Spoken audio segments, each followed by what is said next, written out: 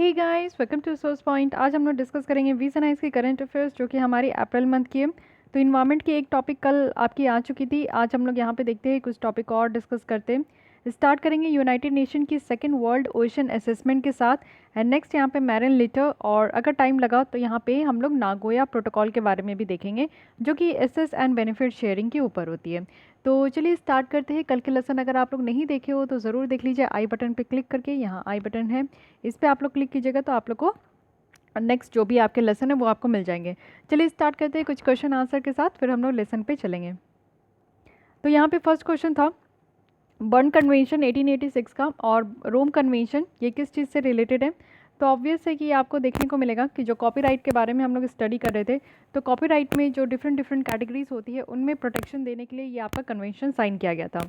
सो burn convention सबसे पहला था जो कि 1886 में आपका साइन किया गया था। और उस समय मेनली जो लिटरेरी और आर्टिस्टिक वर्क है उसको प्रोटेक्ट करने के लिए ये कन्वेंशन में साइन की गई थी, जिसमें कि इंडियन कॉपीराइट लॉ ये अप्लाई किया गया था कि कोई भी चीज़ अगर इंडिया में परफॉर्म की जाती है या पब्लिश की जाती है तो उसमें कॉपीराइट देने का अधिकार है। ठीक है। साथ ही रोम कन्वेंशन की बात करें तो यहाँ पे जो फोनोग्राम है उसके प्रोडक्शन और परफॉर्मर को यहाँ पे जो है उसको प्रोटेक्ट किया जा रहा है। तो मेनली हम लोग देखोगे कि इंडिया के द्वारा बर्न कन्वेंशन तो साइन किया गया है, बट हम लोग रोम कन्वेंशन को साइन नहीं किए हैं। फाइन, ये भी चीज़ें याद रखनी है। एंड सेकेंड यहाँ पे स्वामित्व स्कीम है। स्वामित्व स्कीम में इसका एम है कि यहाँ पे इंटीग्रेटेड प्रॉपर्टी वैलिडेशन सॉल्यूशन है, वो भी रूरल इंडिया के लिए। तो इसका ये एम है और ये सेंट्रल सेक्टर स्कीम है। इट मीन्स कि 100% जो फंड यहाँ पे दिया जाएगा इस स्कीम के लिए वो सेंट्रल गवर्नमेंट के द्वारा दी जाएगी। और साथ ही आज के लिए आपका क्वेश्चन है, एक्चुअली ये प्रीवियस ईयर यूपीएससी प्रीलिम्स में ही क्वेश्चन पूछा गया था, तो इसके आंसर आप लोग बताइए कि इनमें से कौन से फॉलोइंग ऑर्गेनाइजेशन है जिसमें कि इंडिया मेंबर नहीं है। तो इसलिए मैं देखिए हर बार फोकस करके आपको बताती हूँ कि जो भी ऑर्गेनाइजेशन के बारे में हम लोग स्टडी करते हैं तो एटलीस्ट आपको ये दिमाग में ज़रूर रखना चाहिए कि उस ऑर्गेनाइजेशन का क्या इंडिया पार्ट है कि नहीं। ये बेसिक चीज़ें हैं, आपको हमारे भारत के बारे में पता होना चाहिए कि हम लोग किस किस ऑर्गेनाइजेशन को किस किस ऑर्गेनाइजेशन के मेंबर बने हैं, कहाँ हम लोग पार्टिसिपेट करते हैं नहीं करते। तो देखिए ये इकट्ठे इस तरीके का क्वेश्चन बन जाता है और ये बहुत इजी भी होते हैं, आप इजीली फेच कर सकते हो अगर थोड़ा सा अटेंटिव रहोगे तो आपका आंसर हो जाएगा। इंटरनेशनल वेलिंग ऑर्गेनाइजेशन, इसको IWO भी कहते हैं। वर्ल्ड नेचर ऑर्गेनाइजेशन, ये WNO है। उसके बाद अंटार्कटिक ट्रीटी है। इंटरनेशनल एनर्जी एजेंसी है। ये चार आपसे पूछा जा रहा है और ऑप्शन है यहाँ पे, और ये आपको बाकायदा यही बता दिया गया है कि इसमें से कोई ना कोई ऑर्गेनाइजेशन है जिसमें इंडिया पार्ट है यानी कि मेंबर है। ठीक है, चारों ऑप्शन यहाँ पे करेक्ट नहीं है। तो इसका आंसर आप लोग कमेंट बॉक्स में दीजिए, कल फिर हम लोग डिस्कस करेंगे तो इसी को आगे लेकर चलेंगे। तो चलिए स्टार्ट करते हैं सेकेंड आर्टिकल के साथ जो कि है the second world ocean assessment. तो यूनाइटेड नेशन के द्वारा ये रिपोर्ट आपकी यहाँ पे रिलीज़ की गई है। तो बेसिकली यहाँ पे बात क्या किया जा रहा है वर्ल्ड ओशन असेसमेंट में, अगर हम लोग देखें तो जो इस यहाँ पे यूनाइटेड नेशन जनरल असेंबली है उनके द्वारा रेगुलर प्रोसेस यहाँ पे इस्टेब्लिश किया गया है कि ग्लोबल रिपोर्ट किया जाएगा और असेसमेंट किया जाएगा जो हमारी मैरीन इन्वायरमेंट है। इट मीन्स कि ऑल ओवर द वर्ल्ड में जो ओशन है, हमारी जितनी भी ओशन है, पैसिफिक ओशन हो गई, इंडियन ओशन हो गई, अटलांटिक ओशन हो गई, तो ये सारे ओशन में जो है उसमें आपका मैरीन इन्वायरमेंट किस तरीके की है उसको एसेस किया जाएगा। जो पहला बार ये आपका असेसमेंट हुआ था तो 2015 में हुई थी, और यहाँ पे आपका कंक्लूड किया गया था कि बहुत सारे ओशन का जो पार्ट है वो सीरियसली डिग्रेड हो गए हैं। इट मीन्स कि वहाँ पे आप देखो कि जो साइकिल ऑफ डिग्रेडेशन है वो डिस्ट्रक्टिव देखने को मिला है। इट मीन्स कि बहुत ज़्यादा पोल्यूशन है, बहुत ज़्यादा मैरीन इन्वायरमेंट इम्पैक्ट हो रहे हैं, नेगेटिवली एडवर्सली यहाँ पे नेगेटिवली इम्पैक्ट हो रहे हैं। तो आप लोग ये समझ सकते हो कि ओशन में आज की डेट में प्रॉब्लम क्या है। प्रॉब्लम है प्लास्टिक पोल्यूशन की। प्लास्टिक पोल्यूशन के कारण हम लोग ने स्टडी किया था कि बहुत सारे जो छोटे मोटे रिवर्स है वो तो चॉक हो ही रहे, साथ ही साथ हमारे जितने भी मैरिन ऑर्गेनिजम्स हैं, जितने भी जीव जंतु है जो एक्वेटिक ऑर्गेनिजम्स है जो कि रहते हैं पानी में, वो भी मजबूर में प्लास्टिक को कंज्यूम कर पा रहे हैं। तो प्लास्टिक कंज्यूम करे जिनके कारण उनकी डेथ भी हो रही है। बहुत सारे वेल मछलियों की डेथ हुई है, बहुत सारे एलिफेंट की डेथ हुई है, लेकिन अभी तक ये पता नहीं चला है कि क्या रीज़न है। लेकिन हाँ, वेल मछली की जो डेथ हुई थी तो उनका जब पोस्टमार्टम किया गया था तो उसमें से पता चला था कि कई टन्स ऑफ प्लास्टिक्स निकले थे। तो ये प्लास्टिक आज की डेट में इतना ज़्यादा ह्यूज इम्पैक्ट दे रहा है हमारे इन्वायरमेंट को और मैरिन इन्वायरमेंट को भी। तो ये चीज़ें तो हमें 2015 में ही पता चला था, लेकिन अभी हम लोग देखते हैं जो सेकंड असेसमेंट किया गया है उसमें क्या बातें बताई जा रही हैं। कुछ की फाइंडिंग देखते हैं। सबसे पहले ये बताया गया है कि ग्रेटर इन्फ्लुएंस हो रहा है हमारे मैरीन इन्वायरमेंट में।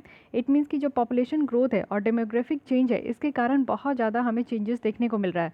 पॉपुलेशन हमारी भारत की बढ़ती ही जा रही है और एक यूनाइटेड नेशन की रिपोर्ट के द्वारा बताया गया था कि 2027 तक हम लोग वर्ल्ड के मोस्ट पॉपुलस कंट्री होंगे, यानी कि चाइना को भी पीछे छोड़ देंगे।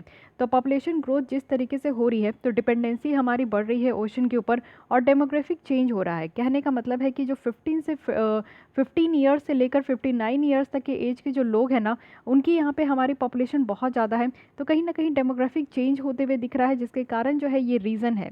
तो यहाँ पे अगर हम लोग देखें ग्लोबल पॉपुलेशन जो बढ़ते जा रहे हैं, तो उनकी प्रेशर बढ़ते जा रही है मैरीन इन्वायरमेंट के ऊपर।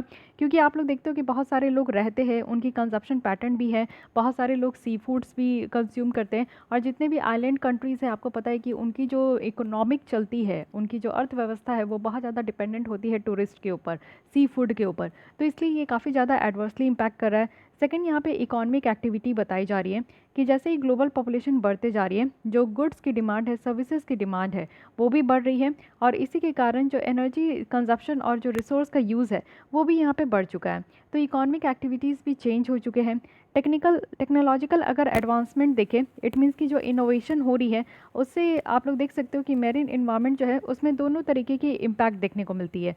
पहला तो है पॉजिटिव इम्पैक्ट। इट मीन्स कि हमारी जो एनर्जी जनरेशन में एफिशिएंसी है, वो आज की डेट में बढ़ चुकी है। और वहीं अगर नेगेटिव इम्पैक्ट देखें, तो कह सकते हैं कि जो फिशरीज़ की है, उसकी ओवर कैपेसिटी देखने को मिल रही है, ओवर कभी कभी एक्सप्लॉइट भी किया जा रहा है। इट मीन्स कि जो फिशरीज़ की इंडस्ट्री है, वो बहुत ज़्यादा यहाँ पे काम कर रहे हैं, जिसके कारण आप देखते हो कि जो फिशिंग के लिए जो नेट आपके जो ओशन में फेंका जाता है, उसमें फ़िश के अलावा बहुत सारे ऐसे जीव जंतु फंस के आ जाते हैं। समटाइम्स तो बड़ी बड़ी मछलियाँ भी फंस के आ जाती है, जिसके कारण जो है उनका डेथ देखने को मिलता है।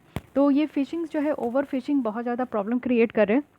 जैसे आप देखो कि लक्षद्वीप में अभी जैसे बहुत ज़्यादा न्यूज़ में है, वहाँ पे चेंजेस बहुत सारे लाए गए हैं गुंडा एक्ट के कारण। तो लक्षद्वीप जैसे न्यूज़ में है, तो वहाँ पे एक चीज़ मैं ये भी पढ़ रही थी कि वहाँ के लोग जो है अपनी दिनचर्या को बहुत अच्छे से वो लेकर चलते हैं। इट मीन्स कि उनको खाने पीने की कभी कमी नहीं होती है, क्योंकि वो फिशिंग एक्टिविटी भी बहुत बेहतरीन तरीके से करते हैं।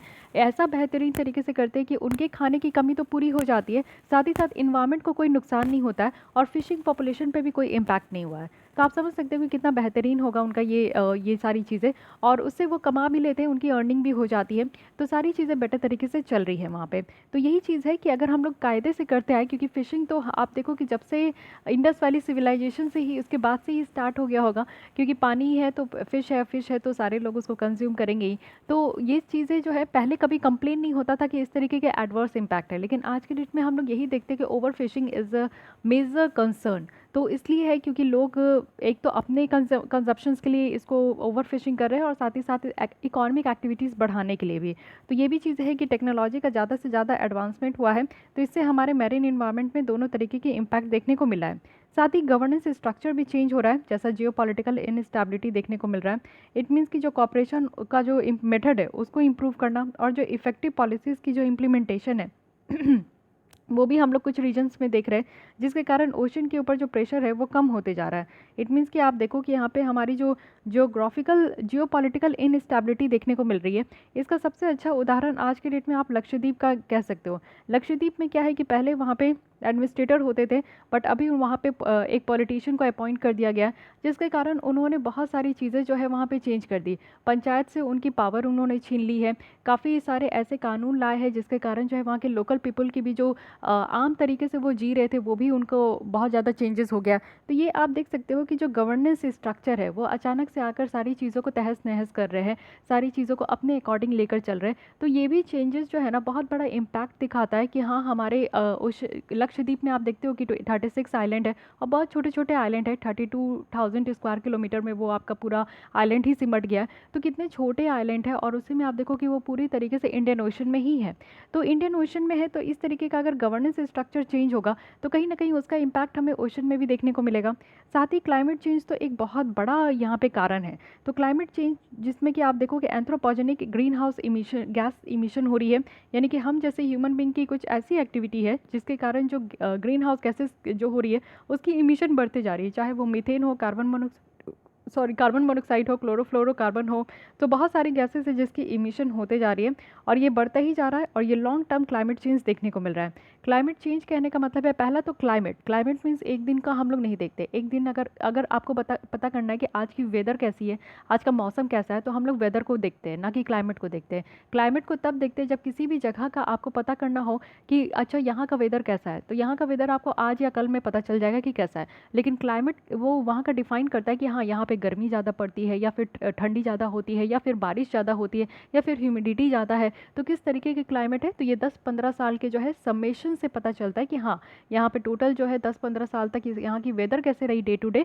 उसको यहाँ पे सम अप करके हम लोग क्लाइमेट कहते हैं। तो यही क्लाइमेट में चेंज देखने को मिल रहा है जो कि एक दिन में 2 दिन में नहीं हुआ, ये कई सालों से ऐसा होते आ रहा था, इम्पैक्ट पड़ते आ रहा था, जो कि आज की डेट में हम लोग देख रहे हैं कि इतना ज़्यादा टॉटे और जो ये याश साइक्लोन है जो कि सुपर साइक्लोन के कैटेगरी में है, तो इतना ज़्यादा जो है ये सारे साइक्लोन जो इस तरीके के बढ़ते ही जा रहे हैं बैक टू बैक। ऊपर से आप देखो कि पहले क्या था कि बे ऑफ बंगाल में ज़्यादा साइक्लोन होते थे, बट आज की डेट में हम लोग अरेबियन सी में भी उसी तरीके का साइक्लोन देख रहे हैं। अगर एक साइक्लोन बे ऑफ बंगाल में आ रहे हैं तो नेक्स्ट साइक्लोन आपको अरेबियन सी में भी देखने को मिलेंगे। तो कोई यहाँ पे आप देखो कि जो जोग्राफी था, पहले जो चीज़ें हम लोग पढ़ते थे जोग्राफी में, आज की डेट में वो भी चीज़ें चेंज होते जा रही है। तो ये सारी चीज़ें जो आपको चेंज देखने को मिल रही है, this are all due to climate change.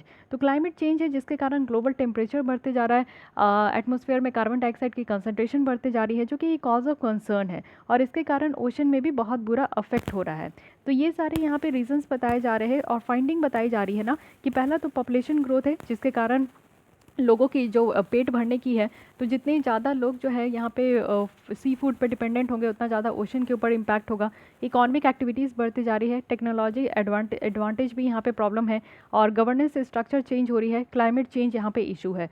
सो ये सारे फाइंडिंग्स इस बार पता चला है। ट्रेंड अगर हम लोग देखें फिजिकल और केमिकल स्टेट जो कि हमारे ओशन का है, तो एक ट्रेंड है यानी कि कई सालों से कैसे चलते आ रहा है। तो इस असेसमेंट में ये कुछ की ट्रेंड भी डिस्कस किया गया है मैरीन इन्वायरमेंट में।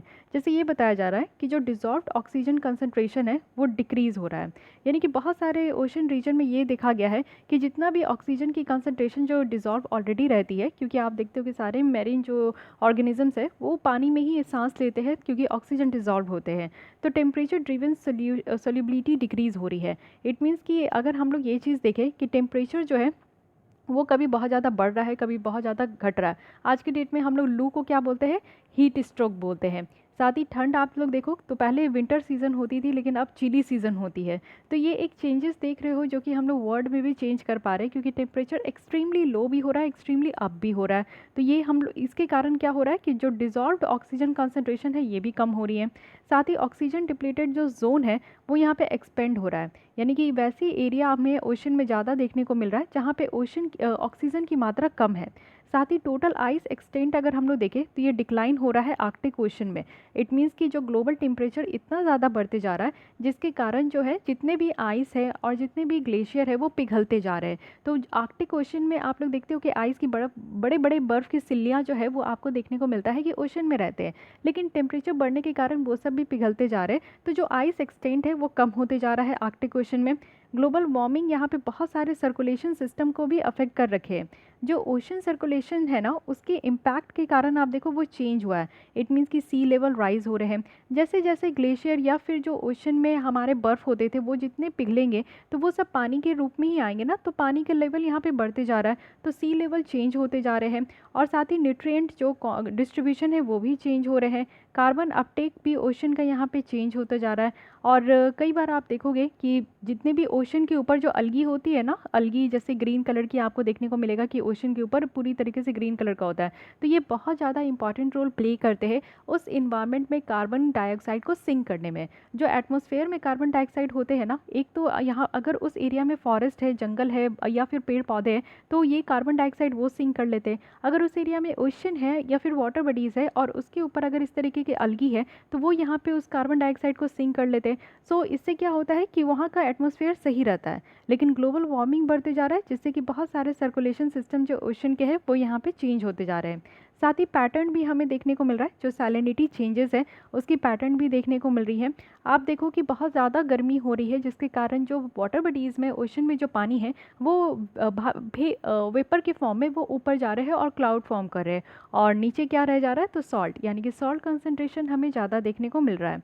तो ये सारे कुछ ट्रेंड देखने को मिले।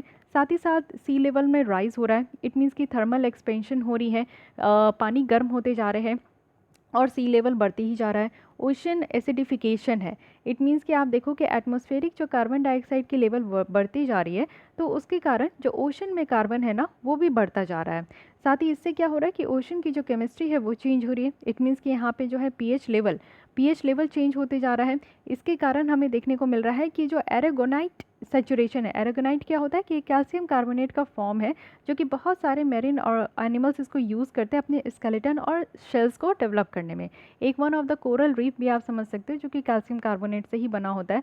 तो ये आपका इसकी जो सैचुरेशन है इसमें भी चेंजेस देखने को मिल रहा है। जितना यहाँ पे एरागोनाइट की प्रेजेंस होती है, उस हिसाब से जो एनिमल्स होते हैं जो पानी में रहते हैं वो अपने बोन्स को डेवलप कर पाते हैं, अपने स्केलेटन को डेवलप कर पाते हैं। ओके, तो यहाँ पे ओशन एसिडिफिकेशन की भी प्रॉब्लम देखने को मिल रही है। इट मीन्स कि जो पीएच लेवल है उसमें भी चेंजेस हो रहे हैं।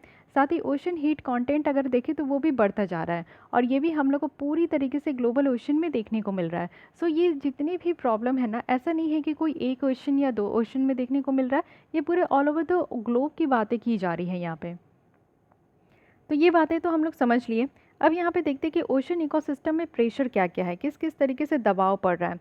सबसे पहला प्रेशर तो यही है कि क्लाइमेट चेंज हो रही है, एटमॉस्फेयर में कार्बन डाइऑक्साइड की मात्रा बढ़ती जा रही है। तो ओशन वार्मिंग जो है, यानी कि अपर सरफेस जो ओशन का है वो गर्म ज़्यादा हो रहा है। ओशन एसिडिफिकेशन हो रहा है, डीऑक्सीजनेशन हो रही है, इट मीन्स कि पीएच लेवल चेंजेस हो रहे हैं, और जो ऑक्सीजन की मात्रा जितनी डिसॉल्व होती थी ओशन में वो यहाँ पे इंक्रीज़ हो रहे हैं या चेंजेस हो रहे हैं, ऐसा आप लोग कह सकते हो। इनऑर्गेनिक जो न्यूट्रिएंट है वो डिक्रीज़ हो रहे हैं, और साथ ही साथ वर्टिकल सेपरेशन हो रहा है लेयर्स ऑफ वाटर में। और एक्सट्रीम जो क्लाइमेट है, जैसे कि मेरीन हीट वेव्स है, हीट वेव्स कहने का मतलब यही नहीं है कि सिर्फ टेरेस्ट्रियल एरिया में ही हमें देखने को मिल रहा है, पानी वाले एरिया में भी गर्मी देखने को मिल रही है।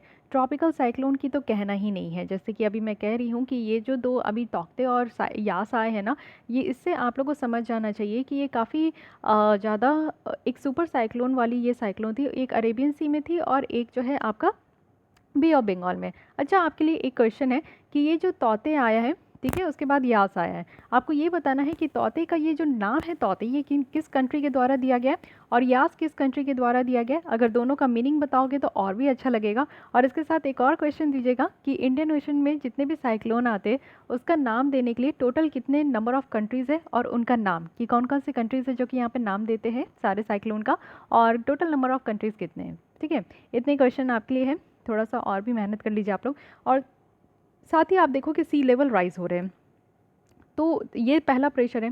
सेकंड प्रेशर, अच्छा, सी लेवल राइज होने से आप लोग देखो कि बहुत सारे ऐसे आइलैंड है ना जो कि सबमर्ज्ड हो रहे हैं, कम्प्लीटली वैनिश हो जा रहे हैं। आइलैंड के आइसलैंड के कुछ ऐसे वहाँ पे द्वीप है, मुझे जहाँ तक याद आ रहा है कि वहाँ पे कुछ आइलैंड है जो कि सबमर्ज्ड हो गए। बट हाँ, उसके अलावा भी आप देखो कि ऑल ओवर द वर्ल्ड में ऐसा बहुत सारे आइलैंड है जो कि ये कगार में है कि आपका जो है ना ये आपका सबमर्ज्ड हो जाएगा। और ऐसा भी एक मैं न्यूज़ पढ़ रही थी, जो रिपोर्ट था कि उसमें ये कहा जा रहा था कि जो हमारे मालदीव्स है इंडियन ओशन में, वो भी अगले 5 साल में जो है वो भी डूब जाएगा, क्योंकि बहुत नीचे सतह पे आ चुका है और बहुत ज़्यादा वहाँ पे सी लेवल राइज देखने को मिल रहा है। तो देखिए बहुत सारे ऐसे आइलैंड है, मालदीव्स हमारा इसलिए बहुत ज़्यादा फेमस है क्योंकि वो हमारे इंडियन ओशन में है और हर कोई उसके बारे में जानते ही है, क्योंकि हर कोई छुट्टियाँ मनाने वहीं चले जाते हैं। तो वो बहुत ब्यूटीफुल स्पॉट है, तो आप लोग को भी घूम लेना चाहिए इस 5 साल के अंदर ही, नहीं तो 2026-7 तक वो दिखेगा भी नहीं। तो यही प्रॉब्लम हो रही है सी लेवल राइज के कारण। एंथ्रोपोजेनिक प्रेशर भी है, यानी कि हम जैसे लोग जो यहाँ पे पॉपुलेशन बढ़ते जा रहे हैं हमारे कारण, तो उसके कारण भी प्रेशर बढ़ते जा रहा है। इट मीन्स कि यहाँ पे आप देखो कि फिशरीज़ को ज़्यादा से ज़्यादा फिशिंग करने के लिए जो है ओवर फिशिंग हो रही है। साथ ही साथ आप देखो कि फिशरी जो है वो बाई कैच थ्रेटनिंग है, टारगेटेड हार्वेस्टिंग हो रही है, और मेरीन पोल्यूशन हो रही है, प्लास्टिक पोल्यूशन अगर मैं कहूँ तो। बहुत सारे जीव जंतु की रहने की जगह ख़त्म हो रही है, जैसे बहुत सारे बर्फ़ की सिल्लिया में जिससे आप देखते हो कि सील वगैरह रहते हैं, सी हॉर्स पोलर बियर रहते हैं, पेंगुइन रहते हैं, है कि नहीं। तो उनके रहने का जगह ख़त्म हो रहा है क्योंकि पूरे के पूरे बर्फ़ जो है ना वो पानी में ख़त्म हो जा रहे हैं, तो फिर वो लोग रहेंगे कहाँ। और साथ ही साथ एंथ्रोपोजेनिक अगर नॉइज़ देखें बहुत सारे सोर्सेज से, जैसे कि ऑयल और गैस एक्सप्लोरेशन अगर हम लोग करते हैं तो नॉइज़ होता है, एक्सट्रैक्शन करते हैं तो नॉइज़ होता है। साथ ही शिप अगर स्ट्राइक्स देखें, एक्सीडेंट भी होती है। आप देखते हो कि ऑयल स्पिल की जो कहानियाँ हैं वो बहुत ज़्यादा देखने को मिलता है।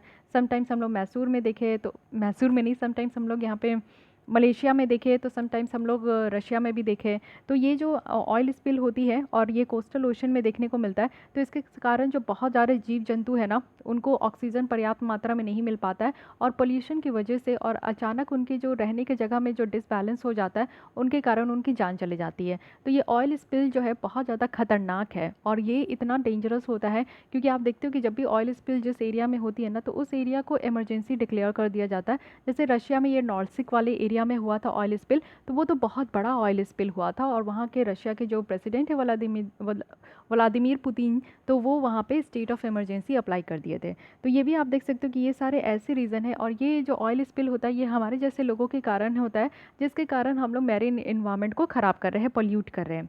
अदर प्रेशर क्या है? अदर प्रेशर है इन्वेजिव स्पीसीज़ के कारण।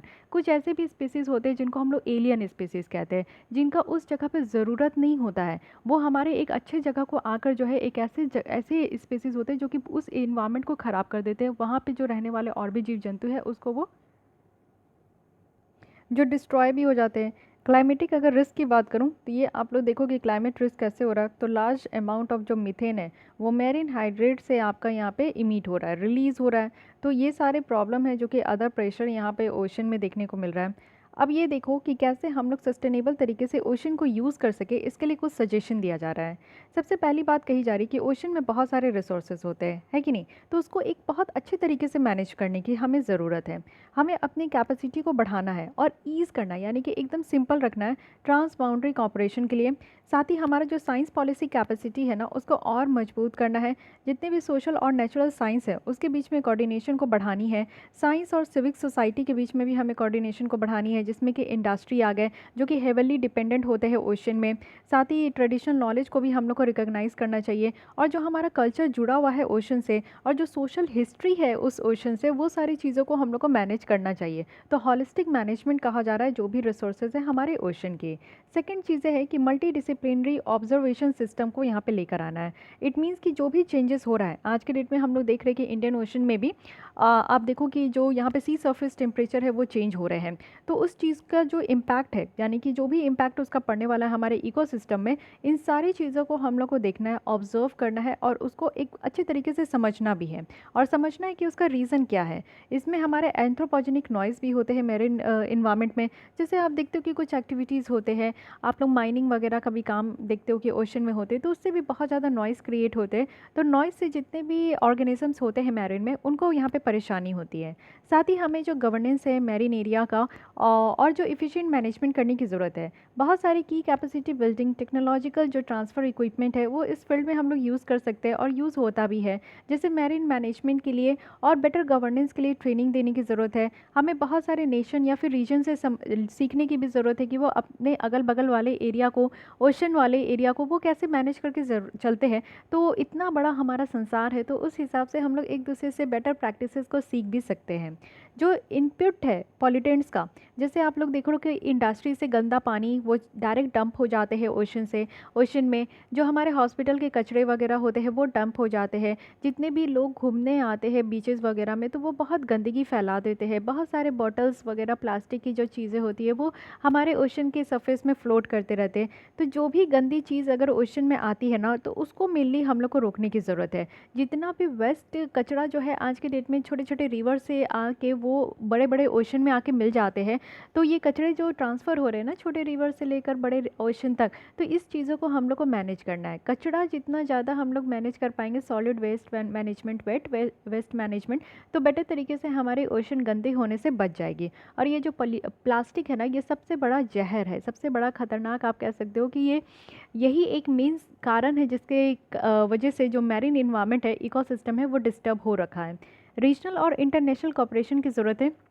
जो इंटरनेशनल लॉज भी आप लोग देखते हो, इट मीन्स कि यूनाइटेड नेशन का कन्वेंशन है लॉ ऑफ द सी में, जिसमें कि बातें की जाती है कि जितनी भी ओशन की बेनिफिट्स हैं ओशन है उसको सेफगार्ड करना है, तो उसको उसके साथ हम लोग को चलना चाहिए, उसकी जो भी रूल्स रेगुलेशन है उसको फॉलो करनी चाहिए, साथ ही इकोसिस्टम अप्रोच को अडॉप्ट करना है। जैसे आप देखो कि 2030 का एजेंडा है कि हमारा सस्टेनेबल जो डेवलपमेंट है इसमें हम लोग को मैनेज भी करना है, यानी कि हमारा गोल नंबर की कितना है जिसमें कि लाइफ बिलो वाटर और लाइफ ऑन अर्थ की बात की जाती है।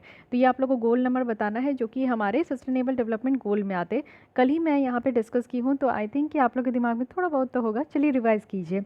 जो इकोसिस्टम अप्रोच है ये one of the most significant approach है जिससे कि हम लोग ओशन को मैनेज कर पाएंगे। ओशन अगर मैनेज रहेगा तो हमारा इन्वायरमेंट अच्छा रहेगा, सोशल इकोनॉमिक मैनेजमेंट अच्छे से हो पाएगी, बहुत सारी चीज़ें आपको देखने को मिलेगी, इवन ट्रांस बाउंड्री हो गई, रीजनल, नेशनल, लोकल, हर लेवल पे हम लोग बेटर तरीके से मैनेज कर पाएंगे। So these are the way forward और suggestion, some kind of suggestions कि हम लोग कैसे अपने ओशन को बेटर तरीके से मैनेज कर पाएँ। कंक्लूजन में कहा जा रहा है कि ये जो असेसमेंट है इससे तो ये प्रूफ हो गया कि आगे आने वाले दिनों में हमारी जो ओशन है उसकी डिस्ट्रक्शन बढ़ती जाएगी। हमें ग्रेटर कोऑपरेटिव और इंटीग्रेटेड एक्शन लाने की ज़रूरत है वर्ल्ड लीडर के साथ, जिसमें कि जॉइंट रिसर्चेस हो और कैपेसिटी डेवलपमेंट करनी है, डेटा को शेयर करना है, इंफॉर्मेशन और टेक्नोलॉजी को भी शेयर करनी है, जिससे क्या हो पाएगा कि जहाँ पे भी प्रॉब्लम है उस प्रॉब्लम का हम लोग सोल्यूशन फाइंड आउट कर पाएंगे। तो ये सारी चीज़ें बताई जा रही है यहाँ पे। आइए कुछ इनबॉक्स स्टोरी भी देख लेते हैं। फिर इससे रिलेटेड न्यूज़ बोला जा रहा है कि यहाँ पे ब्लू नेचर अलायंस है। देखिए ये एक ग्लोबल पार्टनरशिप है जो कि कोर पार्टनर्स के साथ यहाँ पे इसको स्टार्ट किया गया है, जैसे कि कंजर्वेशन इंटरनेशनल है, कुछ यहाँ पे चैरिटेबल ट्रस्ट है, कुछ गवर्नमेंट ग्लोबल इन्वायरमेंटल फैसिलिटी है जिसको GEF भी कहते हैं, Rob and Melanie Walton Foundation है। तो ये सब ऐसे ऑर्गेनाइजेशन है जो कि मिलके एक तरीके का अलायंस है, यानी कि ब्लू नेचर अलायंस। अब ब्लू इकॉनमी की भी बात करते हैं तो मैं उस समय भी आपको बताई थी कि आप समझ जाइएगा कि ओशन के बारे में बात हो रहा है, तो ब्लू नेचर यानी कि ओशन इन्वायरमेंट की बात हो रही है, और इसमें कुछ यहाँ पे अच्छे ग्रुप ऑर्गेनाइजेशन मिलकर इसको फाउंड किए हैं जिसको हम लोग अलायंस कह रहे हैं। इसका मेन एम है कि ओशन कंजर्वेशन एरिया को एडवांस करना है, जिसमें कि हमारी मैरीन प्रोटेक्टेड एरिया भी आती है और एरिया बेस्ड कंजर्वेशन मेजर्स लेकर आना है। प्रोटेक्टेड एरिया जितने भी हमारे देश में है, देश विदेश में है, तो उनको भी हम लोग को देखकर चलना है। इस अलायंस में आप देखो लार्ज स्केल एफर्ट्स लाया जा रहा है, जो फिजी लाओ सी स्केप्स हैं, अंटार्कटिका के सदर्न ओशन है और त्रिस्तान दे चुना आइलैंड ग्रुप है जो कि यहाँ पे कलेक्टिवली सिक्योर कर रहे हैं प्रोटेक्शन, वो भी 4.8 मिलियन स्क्वायर किलोमीटर से भी ज़्यादा। तो इस तरीके का अलायंस है जिसको आप लोग कोट कर सकते हो कि हमारे इंटरनेशनल एफर्ट्स में अलायंसेस भी बनाए गए हैं कि जिससे कि हम लोग बेटर तरीके से ओशन को मेंटेन कर सकें। अब यहाँ पे एक और है कि कैसे हम लोग मैरीन इकोसिस्टम जो है हमें इकोनॉमिक बेनिफिट देती है। तो ये चीज़ें तो आपको समझनी होगी कि हम लोग इसके बारे में इतना पढ़ लिए इतना ज़्यादा असेसमेंट कर लिया गया, लेकिन अगर आप ये नहीं समझोगे कि मैरीन इकोसिस्टम इतना इंपॉर्टेंट क्यों है हम लोग के लिए और कैसे इंपॉर्टेंट है, तो फिर सारी पढ़ने की जो अभी तक जितनी भी मैं लेसन ली हो ना सब वेस्ट हो गया। चलिए आइए देख लीजिए। सबसे पहले मैरीन इकोसिस्टम सर्विस और इकोनॉमिक सिस्टम देखते हैं। देखिए मैरीन इकोसिस्टम यानी कि आप लोग को पानी में अगर आप लोग देखते हो तो उसमें क्या क्या देखने को मिलता है। फ्लो ऑफ एनर्जी होती है, एक आपको देखने को मिलेगा कि हायरार्की होता है, एक जानवर छोटे जानवर को खाते, फिर वो अपने से छोटे जानवर को खाते, फिर वो अपने से छोटे जानवर को खाते हैं। तो जैसे आप ज़मीन में देखते हो कि एक जानवर दूसरे जानवर को खाते हो, उसी तरीके से पानी में भी ये आपका चलते रहता है और ये फ्लो ऑफ एनर्जी आपका होते रहता है। यहाँ पे बायोलॉजिकल प्रोडक्टिविटी है, बहुत तरीके की प्रोडक्टिविटी हुई होती है, बहुत सारे जीव जंतु के रहने का जगह है, रिफ्यूज़ी है, निशे है कि नहीं। उसके बाद अगर स्ट्रक्चर की बात करें तो यहाँ पे लिविंग मैरीन एनिमल्स होते हैं, एबायोटिक भी है, कुछ नॉन लिविंग कंपोनेंट भी आपको मैरीन इन्वायरमेंट में देखने को मिलते हैं। इसी में आप देखो कि इकोलॉजिकल प्रोडक्शन है, यानी कि अगर सर्विस देखें तो ये क्या क्या सर्विस देते हैं। तो अगर पानी है, ओशन है, तो उसे हमें उससे सामान मिलता है, यानी कि हम लोग फ़िश हार्वेस्ट कर पाते हैं, फिशिंग कर पाते हैं, हमें पानी मिलता है, जेनेटिक मटेरियल हमें मिलता है। सर्विस अगर आप देखो तो यस सर्विस तो है ही, आइलैंड इतना घूमने जाते हैं तो टूरिज्म की सर्विस यहाँ पे मिलती है। इरोजन कंट्रोल होता है, जैसे आप लोग देखते हो कि बहुत सारे जो यहाँ पे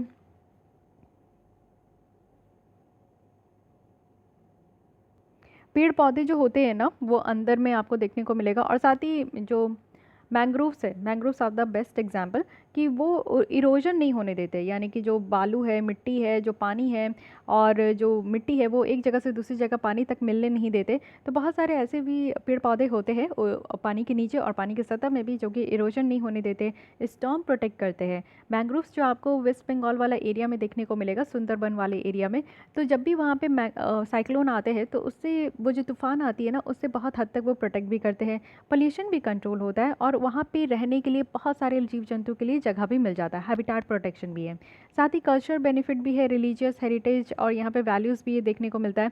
सो दीज आर द यहाँ पे क्या है, सर्विसेज है। अब यहाँ पे आप देखो ये सर्विसेज प्रोवाइड करने से बेनिफिट क्या होता है। जब कहीं पे भी आप देखो थाईलैंड जैसी कंट्री हो गई, मालदीव जैसी यहाँ पे आइलैंड हो गई, तो ये सब क्या है, ये सब अपने यहाँ इकॉनमी कैसे बढ़ाते हैं, उनके यहाँ जो अर्थव्यवस्था चलती है, उनके यहाँ जो पैसे आते हैं ना वो टूरिस्ट से आते हैं। तो इससे क्या हो रहा है, उनका इकोनॉमिक सिस्टम बेटर हो पा रहा है। जितना ज़्यादा टूरिस्ट आएंगे घूमने के लिए उतना ज़्यादा उनके पास पैसे आएगा, उतना ज़्यादा वो मैनेज कर पाते हैं। तो यहाँ पे ह्यूमन वेलबिंग भी हो पाता है और गुड्स और सर्विसेज का प्रोडक्शन भी हो पाता है। इवन आप देखते हो कि पानी में एक्सक्लूसिव इकोनॉमिक जोन भी होता है, टेरेस्ट्रियल एरिया होता है, इनलैंड एरिया होता है। तो ये सारी जगह पे भी जो है कुछ इंपॉर्टेंट काम किए जाते हैं जिससे कि काफ़ी हद तक जो है आपका इकोनॉमिक बेनिफिट देखने को मिलेगा। सो ये समझ गए कि मैरीन इकोसिस्टम क्यों इतना इंपॉर्टेंट है। अब यहाँ पे हम लोग देखते हैं कि जो इकोसिस्टम सर्विस है वो मैरीन और कोस्टल इकोसिस्टम से ये प्रोवाइड किया जाता है। जैसे कि कुछ यहाँ पे प्रोविजनिंग सर्विस है, कुछ रेगुलेटिंग सर्विस है, कुछ सपोर्टिंग सर्विस है, कुछ कल्चर सर्विस है। तो प्रोविजनिंग सर्टिफिकेट क्या है, सर्विस क्या है, तो यहाँ पे कुछ बेनिफिट है, यानी कि हमें फ्यूल मिलता है पानी से। ओशन में आप देखते हो कि फ्यूल है, टिम्बर है, यानी कि आप देखो कि मैंग्रोव्स की बातें की जा रही है और ऐसे ऐसे पौधे भी होते हैं जो नेचुरल मेडिसिन का काम करते हैं, हमें फार्मास्यूटिकल इंडस्ट्री में काम कर देते हैं और रॉ मटेरियल मिलते हैं हमें। साथ ही सी फूड एसेंशियल है फूड सिक्योरिटी प्रोवाइड करने के लिए। जितनी भी डेवलपिंग नेशन है तो उनको तो सी फूड मिलता ही है। तो ये सारे सर्विसेज हमें ओशन से मिलता है। और रेगुलेटिंग सर्विस क्या है, तो रेगुलेटिंग सर्विस में हम लोग देख सकते हैं कि कार्बन फिक्सेशन को ये बहुत अच्छे तरीके से रेगुलेट करते हैं, ऑक्सीजन रिलीज़ होती है यहाँ से, क्लाइमेट मिटिगेशन होता है। आप जस्ट इमेजिन करो कि हमारे पृथ्वी में अगर सिर्फ ज़मीन ही रहता, पानी नहीं रहता, तो कैसा लगता आपको, आपको क्या कैसा लगता, मतलब कि क्लाइमेट कैसी होती हमारे यहाँ। तो आप समझ सकते हो कि इतना ज़्यादा हमारे यहाँ ओशन है। तो ओशन पानी होने से क्या होता है कि भाप बन के ऊपर जाते हैं, बादल होती है, उसके बाद जो है उससे बारिश होती है। तो एक अच्छा खासा साइकिल बना हुआ है, मेंटेन होता है और इससे हमारी जो एक एक्सट्रीम टेम्परेचर तक हम लोग नहीं पहुंच पाते हैं। तो ये काम भी हमें किससे मिलता है, तो ओशन से ही मिलता है। साथ ही आप यहाँ पे देखो कि काफ़ी इंपॉर्टेंट रोल प्ले करते हैं कोस्टल इरोजन को और शोर लाइन जो स्टेबलाइजेशन है उसको प्रिजर्व करने में। सपोर्टिंग सर्विस क्या क्या है, सपोर्टिंग सर्विस है कि प्रोडक्टिविटी हमें देखने को मिलता है बहुत सारे इकोसिस्टम का जो कि यहाँ पे मेंटेन होता है। सुइटेबल रिप्रोडक्टिव हैबिटेट देखने को मिलता है। नर्सरी ग्राउंड है, यानी कि यहाँ पे बहुत सारे एक्वेटिक स्पेसीज रह पाते हैं, पानी में रहने वाले जीव जंतु यहाँ पे रह पाते हैं। साथ ही अगर देखें तो ये पॉल्यूशन सिंक है, पॉल्यूशन को बहुत हद तक जो है ये अपने अंदर समा लेते हैं और वाटर साइकिल जो है उसको सपोर्ट करते हैं। कल्चर सर्विस की बात करूं तो यहाँ पे आप देख सकते हो कि social capital, education, culture identity, tradition, ये सारी चीज़ें यहाँ पे क्रिएट हो रही है, मेंटेन हो रही है। और साथ ही आर्टिस्ट्स को जो है इंस्पिरेशन भी मिलता है। आइकॉनिक नेचर है हमारे अंडर वाटर कल्चर हेरिटेज का। साथ ही साथ जो रिक्रिएशनल सर्विस है वो भी यहाँ पे देखने को मिलता है। तो ये सारे यहाँ पे सर्विसेज आपको देखने को मिलेंगे जो कि काफ़ी बेटर तरीके से यहाँ पे बताया गया है। तो आई होप कि ये जो आधे घंटे का लेक्चर है जिसमें कि हमने पूरी तरीके से समझा कि ये जो वर्ल्ड ओशन है इसमें क्या क्या बातें की जा रही है, तो आई होप कि आपको ये अच्छे तरीके से समझ में आया होगा। इसमें कोई भी कन्फ्यूजन नहीं होनी चाहिए कि कैसे मरीन इकोसिस्टम हमें ज़रूरत है और क्या क्या फाइंडिंग की गई है, ट्रेंड्स क्या है, कैसे बढ़ते जा रहे हैं, ओशन इकोसिस्टम के ऊपर प्रेशर क्या है, क्या सजेशन दी गई है, ये ईच एंड एवरी पॉइंट हमने देखा। अब आगे बढ़ते हैं और इसी में थोड़ा और इन्वायरमेंट में हम लोग रम जाते हैं और बात करेंगे मैरिन लिटर के बारे में। तो आप देखो कि कंट्रीज़ जो कि ओशन के अगल बगल हैं उनके द्वारा डिसाइड किया गया है कि जो पानी में प्लास्टिक लिटर है उसको टैकल किया जाएगा और इसके लिए एक ग्लोबल प्रोजेक्ट लाया गया है जिसका नाम है ग्लो लीटर पार्टनरशिप प्रोजेक्ट। तो ग्लो लीटर पार्टनरशिप प्रोजेक्ट है क्या, तो glow means global, litre means जो लिटर आपको देखने को मिलता है, जो कचड़े होते हैं, ठीक है। तो लिटर मतलब मैरिन लिटर, यानी कि जो आप लोग देखो कि पानी वानी ओशन वगैरह में जितने भी कचड़े हैं उसके बारे में बात करेंगे। तो ये प्रोजेक्ट इंप्लीमेंट किया जा रहा है IMO, International Maritime Organization, and FAO, Food and Agriculture Organization, जो कि यूनाइटेड नेशन के हैं, ठीक है। इनिशियल फंडिंग जो है गवर्नमेंट ऑफ नॉर्वे के द्वारा दिया जाएगा, ये भी बहुत इंपॉर्टेंट है।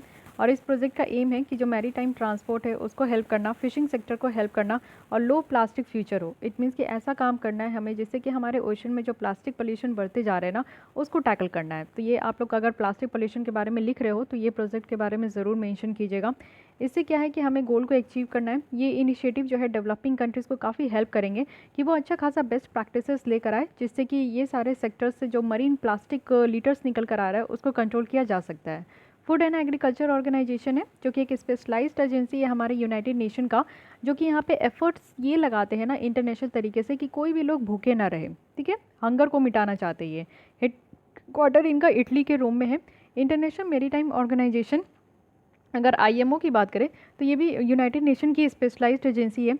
इनका रिस्पॉन्सिबिलिटी है कि शिपिंग का सेफ्टी और सिक्योरिटी लेकर चलना और मेरीन और जो एटमॉस्फेयर पॉल्यूशन है शिप के कारण जो होता है उसको रोकना। ठीक है, तो आईएमओ और एफएओ के बारे में समझ गए आप। मेरीन लिटर के बारे में बात करें तो यानी कि आप देखो कि कुछ सॉलिड मटेरियल जो डिस्कार्ड किया जाता है, इट मीन्स कि आप समझो कि जो मेरीन पानी वानी में, ओशन वगैरह में जितने भी कचरे हैं उसको कहा जा रहा है। ठीक है, in the form of marine pollution. At least 8 million tons of plastic जो है ना वो हमारे ओशन में हर एक साल जाता है, जिससे कि 80% सारे मेरीन डेब्रिस ये आपको सरफेस वाटर में देखने को मिलेगा। तो आप समझ सकते हो कि कितना बड़ा यहाँ पे जो प्लास्टिक है उसकी यहाँ पे देन है। एक प्लास्टिक बॉटल जो है वो 450 साल तक हमारे मेरीन इन्वायरमेंट में रह सकती है। मतलब आप समझ सकते हो कि ये कितना, इतना आयु लेकर कौन आता है, इतना एज लेकर कौन आता है। लेकिन हाँ, एक बार ये प्लास्टिक बॉटल बन गया ना तो फिर आप समझो ये जाने वाले नहीं है इस धरती से। तो ये जाते तो नहीं है, लेकिन अपने इनके होने से दूसरों को बहुत दुख होता है, दूसरों को बहुत परेशानी होती है। तो फिर वही बात है कि प्लास्टिक बॉटल अगर आप जब भी कहीं भी फेंक देते हो तो उसका अंजाम आप समझिएगा कि क्या होने वाला है। यानी कि आप रिस्पॉन्सिबल हो कहीं पे भी कचरा फैलाने के लिए। ठीक है, साथ ही अगर हम लोग देखें कि मैरीन लिटर का कारण क्या है, तो लैंड बेस्ड पॉल्यूटेंट है। यानी कि 80% जो यहाँ पे मैरीन पॉल्यूशन है वो तो ज़मीन से होता है ना। ज़मीन में आपने फेंक दिया, कहीं भी चलते हुए आप पार्क में भी फेंक देते हो, रोड में के किनारे भी आप फेंक देते हो। डस्टबिन होता है कहीं ना कहीं, वहाँ पे आप फेंकिएगा तो इस तरीके का आपको जो है पॉल्यूशन नहीं आप क्रिएट करोगे। लेकिन राह चलते कहीं पे भी आप पानी पीते हो और फेंक देते हो। और रेलवे स्टेशन में भी आप देख सकते हो कि जो पानी का बॉटल आप खरीदते हो फिर उसके बाद आप रेलवे ट्रैक में भी फेंक देते हो। क्या होता है, ये सब जो है ना कचरे जो है एक साथ आप देखो कि पानी के साथ बह बह के आपके रिवर में चला गया, तो रिवर सब जो है वो अल्टीमेटली कहाँ जाके जुड़ते हैं, तो बड़े बड़े ओशन में जाकर वो गिर जाते हैं, डंप हो जाते हैं। तो ये कचरा जो है धीरे धीरे जो है वो रिस रिस के इस तरीके से पहुँच जाता है बड़े ओशन में। तो ये एक कारण है। और ज़मीन में ही जितने कचरे हैं वो पानी के साथ ही बह कर जो है ना हमारे चले जाते हैं कचरे बड़े ओशन में। तो ये एक प्रॉब्लम है। इससे आप देखो कि बहुत सारे सोर्स भी है, जैसे अर्बन और अर्बन एरिया में देखो, या फिर कुछ तूफान है तो वो उड़ा के ले गए। टूरिज्म भी बहुत ही अच्छा खासा काम करते हैं यहाँ पे। इंडस्ट्रियल एक्टिविटीज़ भी है जिससे कि प्लास्टिक चीज़ें निकलती है तो वो डायरेक्टली डंप हो जाती है यहाँ पे। कंज्यूमरिज्म और अर्बनाइजेशन भी एक रीज़न है। बहुत तेज़ी से हमारे यहाँ अर्बनाइजेशन हो रही है, शहरीकरण में हम लोग बदल रहे हैं। और वर्ल्ड की कोस्टलाइन भी आप देखो तो यहाँ पे बहुत ज़्यादा मेगा सिटीज़ कोस्टलाइन जैसा ये डेवलप हो रहे हैं।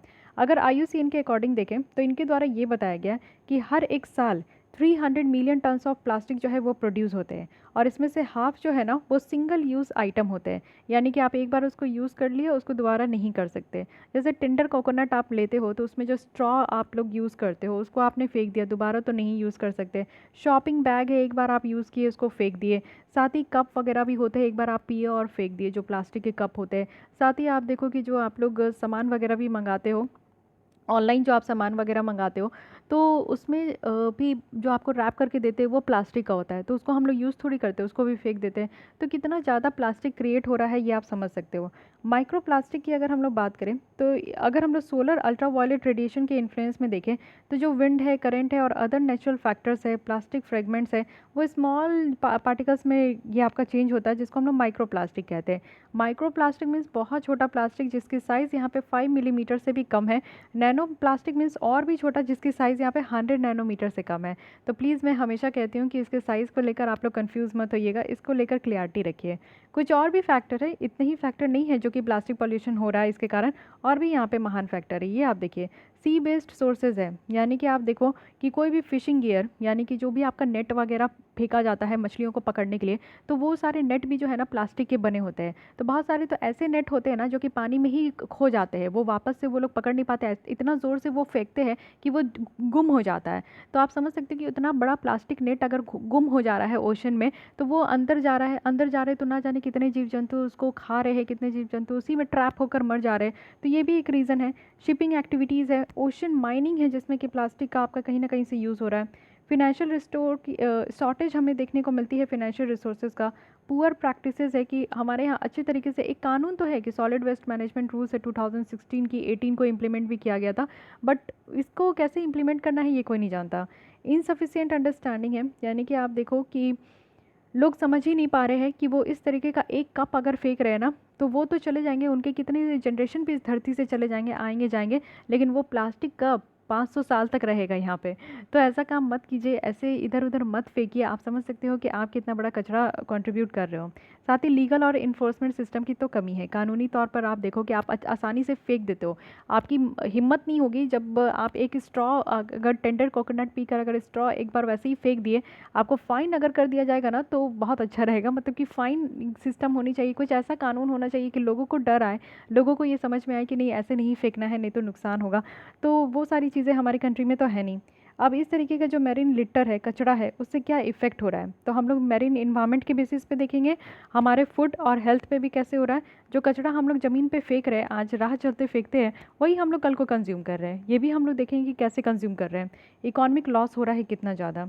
अगर मैरीन इन्वायरमेंट के बेसिस से देखें तो आप समझ सकते हो कि वो जो अभी मैं नेट बताई, प्लास्टिक नेट जिसको फेंका गया था, उससे कितने सारे जो मैरीन स्पीसीज है उनका डेथ हो गया होगा। सफोकेशन से वो उसमें फंस गए होंगे, इसी सफोकेशन से वो मर गए हैं, प्लास्टिक में कहीं वो जकड़ गए तो मर गए हैं। एक एस्टिमेटेड ये बताया जा रहा है कि 1 मिलियन जो सी बर्ड है ना, वो हर एक साल जो है प्लास्टिक डेब्रिस, प्लास्टिक से जो कचरा होते हैं ना, उसके कारण वो मर जाते हैं। चलिए आइए अब थोड़ा सा मैं आप लोग को इमेजेस के थ्रू यहाँ पे शेयर कराऊंगी। थोड़ा आप लोग को पता चलेगा कि क्या हम लोग इतनी सीरियस बातें कर रहे हैं।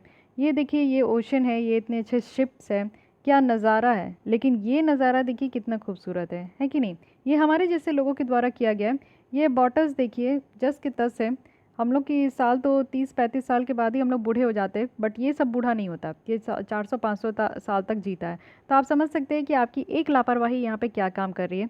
चलिए ये जो है, ये देखिए, ये नेट है ना, इसमें देखिए बेचारे इस टर्टल की क्या दोष थी, लेकिन ये बेचारा यहाँ फंस चुका है और बहुत बुरी तरीके से फंस चुका है। अब ये सफोकेशन से ये यहाँ पे इसकी जान जाने वाली है। कोई नहीं बचाने आने वाला है इसे, ना बेचारा ये कुछ बोल सकता है ना इसको कोई बचा सकता है।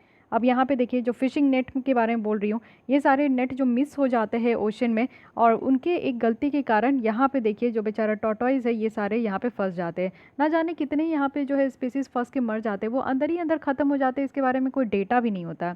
अब ये देखिए, आप जो यहाँ पे चाय पिए हो और चाय पी के ये कप यहाँ पे फेंके हो, ये भाई साहब यहाँ पे ये चाय पीने आ रहे हैं। अब इनको क्या पता कि इस चाय से वो जिंदा नहीं रहेंगे, ये चाय तो इनकी जान ले ही लेगी।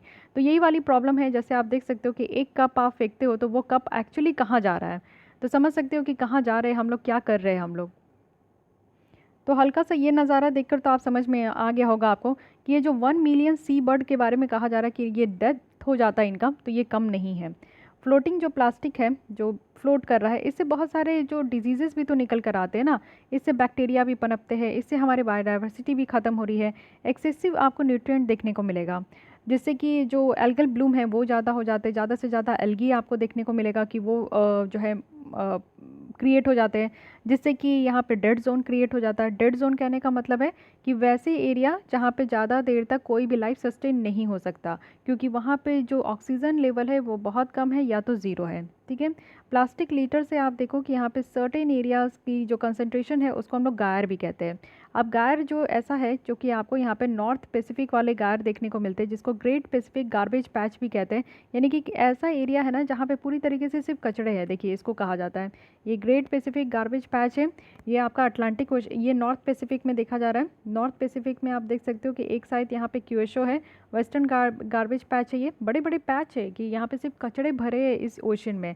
साथ ही यहाँ पे आप देखो कैलिफोर्निया में है जहाँ पे आपका ईस्टर्न गार्बेज पैच है। तो अब ये देख सकते हैं कि ये स्थिति हो चुकी है, स्टैंडर्ड नाम गायर दिया गया है यहाँ पे। फूड और हेल्थ की बात करें, देखिए जो मछली, जो टॉर्टोइज आज की डेट में वो जो कप से चाय पीने का कोशिश कर रही थी, वो वही कप है जो उनके पेट में जाएगा। कल को जो टॉर्टोइज खाते हैं, सी फूड जो खाते हैं, क्रैब खाते हैं, फिश खाते हैं, वो अगर हम वो जब वो सारी चीज़ें कंज्यूम करेंगे तो हमारे बॉडी में तो इनडायरेक्टली वही सारी चीज़ें जाएगी ना। तो वही बात है कि आप सोचो कि आज के डेट में आप चाय पी रहे हो तो कप भी खा जाओ, क्योंकि इनडायरेक्टली आप वही खा रहे हो यहाँ पे। तो प्रॉब्लम यही हो रही है। साथ ही साथ बायो एक्यूमुलेशन की प्रॉब्लम हो रही है। बायो एक्यूमुलेशन कहने का मतलब है कि एक्यूमुलेट करना, जो भी कंटामिनेशन है ना, कंटामिनेटेड है, गंदगी चीज़ें हैं, वो एक लेवल से दूसरे लेवल में ये आपका जो है एक्यूमुलेट होते जा रहा है। बायो मैग्निफिकेशन की भी प्रोसेस है, प्रॉब्लम है। एक्चुअली ये एक तरीके का प्रोसेस है जिसमें कि जो कंपाउंड है, जैसे पॉल्यूटेंट है ना, वो इंक्रीज़ होते जाता है। इसकी कंसनट्रेशंस है आपका, जब फूड चेन में ये जाता है तो वो इंक्रीज़ होते जाता है। इकोनॉमिक लॉस हो रहा है, यानी कि कोस्टल कम्युनिटीज़ जो है काफ़ी फेस कर रहे हैं कि यहाँ पे खर्चे हो रहे हैं बीच को क्लीन करने में। इतनी गंदगी है तो उसको क्लीन करने में बहुत खर्चे हो रहे हैं। पब्लिक हेल्थ पे भी प्रॉब्लम हो रही है, वेस्ट को डिस्पोज करने में भी प्रॉब्लम हो रही है। साथ ही अगर हम लोग देखें तो टूरिज्म इंडस्ट्री भी अफेक्ट हो रही है, हायर कॉस्ट यहाँ पे देना पड़ रहा है। फिशिंग इंडस्ट्री भी बहुत सारे यहाँ पे जो है प्रॉब्लम फेस कर रहे हैं। सो इस तरीके से यहाँ पे इम्पैक्ट हो रहा है। अब देखते हैं कि ग्लोबल इनिशिएटिव क्या है, कैसे इस तरीके के कचरे को कम किया जाए। तो हमारे यहाँ लंदन कन्वेंशन है और प्रोटोकॉल है जो कि 1972 का आप कह सकते हो। ये वन ऑफ द पहला ग्लोबल कन्वेंशन है जो कि मैरीन इन्वायरमेंट को प्रोटेक्ट करने के लिए ही लाया गया था। और बचाना कैसे है, तो हम जैसे दुष्टों से, यानी कि ह्यूमन एक्टिविटी से बचाना, कि हम लोग ऐसा काम कर रहे हैं कि हमारे कारण जो है दूसरे लोग सर्वाइव कर रहे हैं। लंदन प्रोटोकॉल जो है ये आप देखो कि कन्वेंशन में कब इंटर हुआ था, 2006 में। तो ठीक है, एक्चुअली जो यहाँ पे शिप से भी बहुत सारे कचरे फेंके जाते हैं ना डायरेक्ट ओशन में, तो इसको यहाँ पे रोकना है। फिर उसके बाद मारपोल है, आईएमओ का ये इंटरनेशनल कन्वेंशन है जिसको हम लोग मारपोल कहते हैं। तो इसमें भी जो पॉल्यूशन है, यहाँ पे कचरे के कारण जो पॉल्यूशन है उसको रोकना है। साथ ही प्लास्टिक को जो ईजिली फेंक दिया जाता है ओशन में उसको भी रोकना है। उसके बाद जीपीए है, यानी कि ग्लोबल प्रोग्राम ऑफ एक्शन है, जिसमें कि मैरीन इन्वायरमेंट को प्रोटेक्ट करने की बात की जाती है लैंड बेस्ड जो एक्टिविटीज़ है उससे। उसके बाद जीपीएमएल है, ग्लोबल पार्टनरशिप और मैरीन लीडर है। इसको लॉन्च किया गया था United Nation conference on sustainable development, Rio जो यहाँ पे +20 है 2012 में हुई थी कन्वेंशन, उसी में इसको लॉन्च किया गया था। यहाँ पे कॉपरेशन और कोऑर्डिनेशन की बात की जाती है कि ग्लोबल पार्टनरशिप एक साथ आकर काम करेंगे, सारे स्टेक होल्डर्स जो है वो ये एक साथ काम करेंगे। 2030 तक एजेंडा यहाँ पे रखा गया है कि सस्टेनेबल डेवलपमेंट गोल जो 14 है, चलिए अब तो मैं यहीं पे बता दी लाइफ बिलो वाटर, तो ये यहाँ पे आपको जो है अचीव करना है। तो ये सारी बातें यहाँ पे रखी गई थी। ओके, सो ये तो ग्लोबल हम लोग इनिशिएटिव देख लिए कि क्या क्या यहाँ पे बातें रखी गई थी जो कि आपके लिए इम्पॉर्टेंट है। इसके अलावा हम लोग देख लेते कि other forms of marine pollution क्या है। एक तो हम लोग यहाँ पे प्लास्टिक पॉल्यूशन पढ़ रहे हैं, लेकिन इसके अलावा आप देखो केमिकल पॉल्यूशन भी है। केमिकल पॉल्यूशन जिससे कि हार्मफुल कंटामिनेंट्स जो है वो इंट्रोड्यूस हो रहे हैं। मैनमेड पॉल्यूटेंट है, जैसे कि आप देखो पेस्टिसाइड्स का बहुत ज़्यादा यूज़ होता है, हर्बिसाइड हो गए, फर्टिलाइज़र हो गए। तो ये सारी चीज़ें ऐसी यूज़ होती है ना कि धीरे धीरे ये ओशन तक पहुँची जाती है। क्रूड ऑयल भी आप देखो कि लास्ट 4 ईयर्स ओशन में, और ये डिफ़िकल्टी होता है जितने भी क्रूड ऑयल और ऑयल जो स्पिल हो जाता है ना, वो काफ़ी सालों साल तक वो ऑयल स्पिल होता है और ऑयल जो है उस वाटर में रहते हैं, तो सालों लग जाते हैं उसको साफ़ करने में। तो ये भी एक प्रॉब्लम है।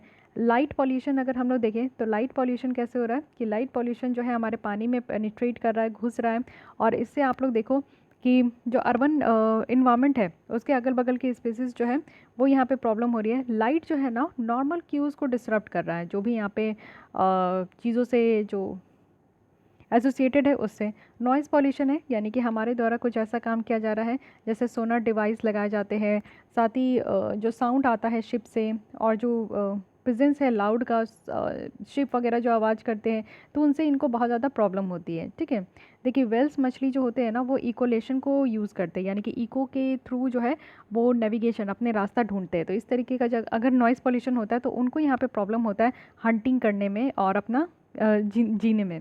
तो ये हम लोग समझ सकते हैं कि कितना उन लोग को प्रॉब्लम हो रही है। तो मैरिन लिटर के बारे में, ये पूरी प्रोजेक्ट के बारे में हमने देखा। ग्लो लीटर पार्टनरशिप प्रोजेक्ट है। मैरिन लिटर क्या है ये आप समझ गए, कॉजेज़ क्या क्या है और साथ ही इफ़ेक्ट क्या क्या है इसका, और ग्लोबल इनिशिएटिव क्या क्या है। ओके, सो काफ़ी अच्छी टॉपिक थी, काफ़ी चीज़ें हम लोग यहाँ पे समझ पाए। तो आज के लिए बस इतनी ही रखते हैं क्योंकि टाइम हो चला है। कल हम लोग मिलेंगे यहाँ पे नागोया प्रोटोकॉल के साथ जो कि एसेस एंड बेनिफिट शेयरिंग के ऊपर है। तो ये भी देखेंगे कि क्या क्या बातें यहाँ पे की जा रही हैं, और भी बहुत सारे टॉपिक्स अभी डिस्कस करना बाकी है। तो मिलते हैं कल हम लोग इसी टाइम पे। अगर आपको ये लेसन अच्छी लगती है तो लाइक कीजिए, अपने दोस्तों के साथ भी शेयर कर सकते हैं। फिर भी कोई डाउट, कोई सजेशन है तो कमेंट कीजिए, एंड मेक श्योर कि आपने हमारे चैनल को सब्सक्राइब कर लिया है। सब्सक्राइब कीजिएगा तो डेली बेसिस पे जब भी यहाँ पे वीडियो अपलोड होगी तो उसकी नोटिफिकेशन आप तक पहुँचेगी। तो मिलते हैं कल हम लोग इसी टाइम पर। आज के लिए बस इतना ही। Thank you.